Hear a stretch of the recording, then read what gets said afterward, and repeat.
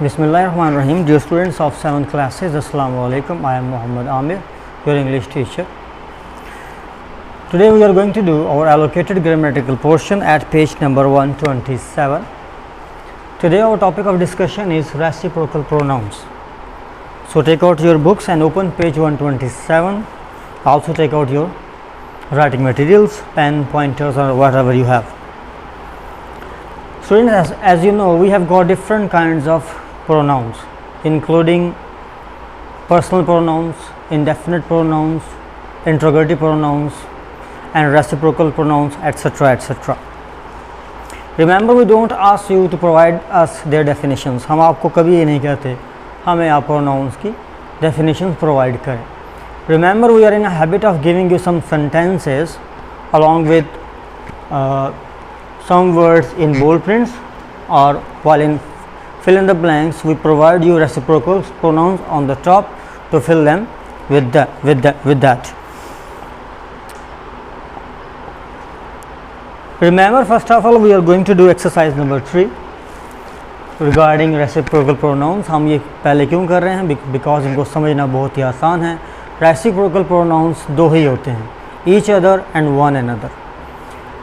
Remember, जब when you find a matter in between two people, जब आपको मामला दो लोगों के दरमियान लगे, हम यूज़ करते हैं each other.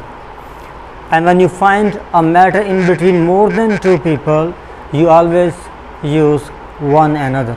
आपने स्टोरी सुनी होगी, once a farmer had 3 sons, they always used to fight with one another. वहाँ one another क्यों लगा? क्योंकि उसके बेटे 2 से ज़्यादा 3 थे. Let's start doing this exercise. Turn to a sentence. John and Tom refused to speak. हम यहाँ पे क्या लगाएंगे? Each other, because there is a matter in between two people, Tom and John. ये मामला दो लोगों के दरमियान है. Tom और John ने एक दूसरे से बात करने से इनकार कर दिया. So you will write each other.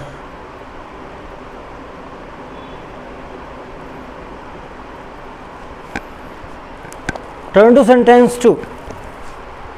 The family agreed to consult one another before making a decision. Family में father mother तो दो होते ही हैं, अब उनके बच्चे भी लगाएं. तो when it comes in between more than two people, we always use one another.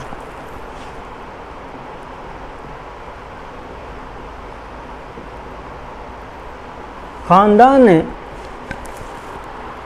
कोई भी काम करने से पहले मशवरा करने पर रजामंदी का इजहार किया. Turn to sentence C. The two girls pull at each other's hair. यहाँ हम each other क्यों लगाएंगे? Because it is matter between two girls.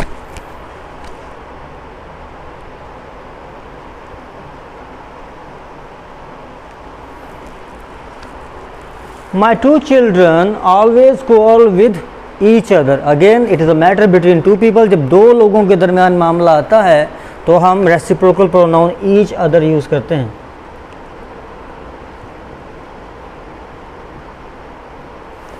Turn to sentence E.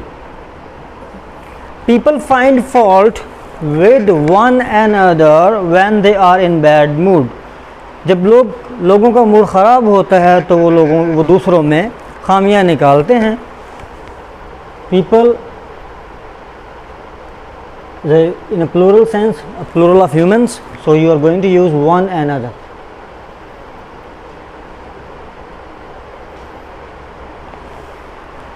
Turn to sentence F.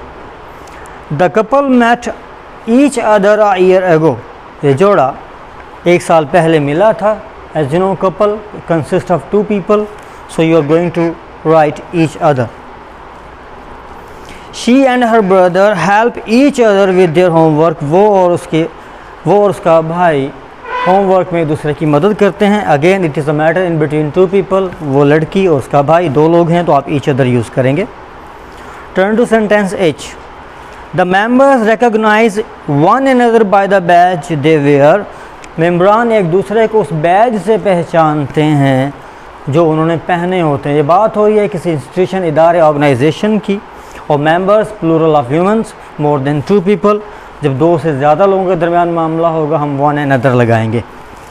Turn to sentence I, the neighbours are friendly towards one and other. Neighbours एक family ये है, एक family वो है, तो it comes between more than two people, दो लोगों के से ज़्यादा लोगों के दरमियान ये मामला है, so you are going to use one and other.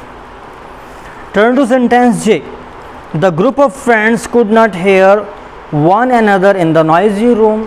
Again it is a matter in between more than two people. Group of friends plural sense में है, मोर देन टू पीपल ही हैं, तो आपने वन एंड अदर को लगाना है। Remember, मैं दोबारा रिपीट करता हूँ, रेसिप्रोकल प्रोनाउंस दो ही होते हैं, each other, one and other. जब मामला दो लोगों के दरमियान होता है हम लगाते हैं each other, and when it comes a matter in between more than two people हम लगाते हैं वन एंड अदर। जब दो से ज़्यादा लोगों के दरमियान मामला आए तो वन एंड अदर लगाते हैं। Now turn to exercise 2, indefinite pronouns and indefinite adjectives. Again जैसा मैंने पहले कहा, हम आपको ये नहीं कहते ये क्या आप मैं इसकी डेफिनेशंस प्रोवाइड करें।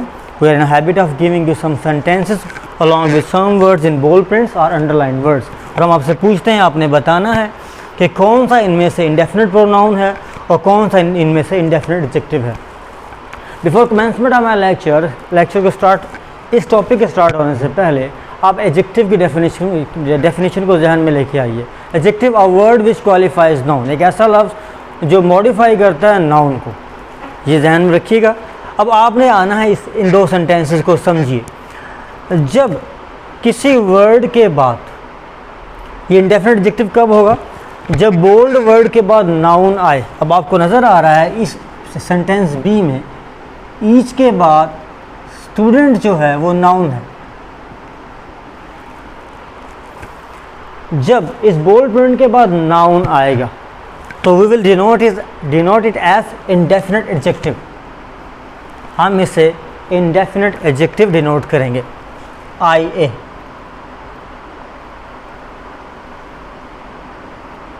Whereas जब इस बोल्ड प्रिंट के बाद ऑब्जेक्ट नाउन नहीं होगा, कुछ और होगा, तो हम इसे इंडेफिनिट प्रोनाउन डिनोट करेंगे। As you know it is a helping verb, तो ये हमारे पास इंडेफिनिट प्रोनाउन, इसे हम IP डिनोट करेंगे।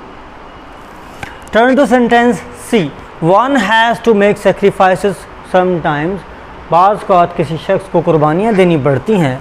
अब बोल्ड प्रिंट में आपके पास वन है, इस वन के बाद हैज़ है, अगर ये ऑब्जेक्ट होता, नाउन होता, तो ये इंडेफिनिट एडजेक्टिव होता। अब आपको पता है ये हेल्पिंग वर्ब है, नाउन नहीं है, तो ये IP हुआ है, इंडेफिनिट प्रोनाउन यूज़ हुआ है। Turn to sentence D, none is ready yet, अब तक कोई तैयार नहीं है। अगेन बोल्ड प्रिंट के बाद हमारे पास हेल्पिंग वर्ब है, नाउन नहीं है, तो ये इंडेफिनिट प्रोनाउन हुआ। Turn to sentence E, one new teacher has joined the staff, एक नए टीचर ने स्टाफ को ज्वाइन किया है। अब वन के बाद new teacher is a noun. मैंने पहले बताया जब ये बोल्ड वर्ड क्वालिफाई करेगा नाउन को, it will become indefinite adjective. Turn to sentence F, some of these are popular. अब आपने बताना है इसमें सम इंडेफिनिट प्रोनाउन है या एडजेक्टिव। सम के बाद ऑफ प्रेपोजिशन है, नाउन नहीं है, तो यहाँ पर सम इंडेफिनिट प्रोनाउन यूज हुआ है, so you need to write IP in front of it. Turn to sentence G, do you wish to speak to anyone, क्या आप किसी से बात करना चाहते हैं। एनीवन के बाद नाउन नहीं है, अगर नाउन होगा तो इंडेफिनिट एडजेक्टिव होगा, अदरवाइज इंडेफिनिट प्रोनाउन होगा। तो आपने G सेंटेंस के सामने IP लिखना है, indefinite pronoun. Turn to sentence H, let us visit some interesting sites. Some के बाद इंटरेस्टिंग साइट्स नाउन है, जब ये नाउन को क्वालिफाई करेगा तो ये as a indefinite adjective use होगा। जब बोल्ड प्रिंट के बाद नाउन आएगा, ऑब्जेक्ट या नाउन आए, तो ये as a indefinite adjective use हुआ होता है। Number I, 2 is company, 3 is crowd. 2 के बाद इज़, 3 के बाद फिर इज़, तो ये नाउन नहीं है इज़। तो आपको पता है जब बोल्ड प्रिंट के बाद नाउन ना हो तो ये as a indefinite pronoun use होता है, तो आपने आई के सामने IP लिखना है, indefinite pronoun. Turn to last sentence, all have had their turn, सब ने अपनी बारी ले ली, सब अपनी बारी ले चुके थे। सो ऑल के बाद हैव है, ये एक हेल्पिंग वर्ब है, नाउन नहीं है, तो यहाँ पर ऑल जो है इंडेफिनिट प्रोनाउन यूज़ हुआ है। मैं दोबारा रिपीट कर देता हूँ, इंडेफिनिट प्रोनाउंस और इंडेफिनिट एडजेक्टिव को ऑप्शन 1 और 2 से। जब बोल्ड प्रिंट के बाद नाउन आएगा, जब ये वर्ड नाउन को क्वालिफाई कर रहा होगा, it will be used as indefinite adjective. Whereas जब बोल्ड प्रिंट के बाद ऑब्जेक्ट नाउन ना हो, कुछ और हो, जैसे यहाँ पे हेल्पिंग वर्ब है, it will be used as indefinite pronoun. So it is the end of my lecture. If you have got any question regarding this particular lecture, you may consult me through WhatsApp. Until then, take care. Bye bye.